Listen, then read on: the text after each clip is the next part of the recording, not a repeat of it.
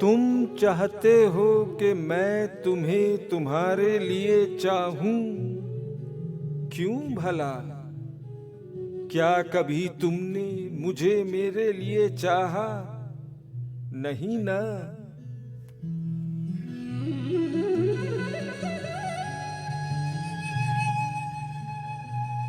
दरअसल ये चाहने और ना चाहने की ख्वाहिश ही बेमायनी है।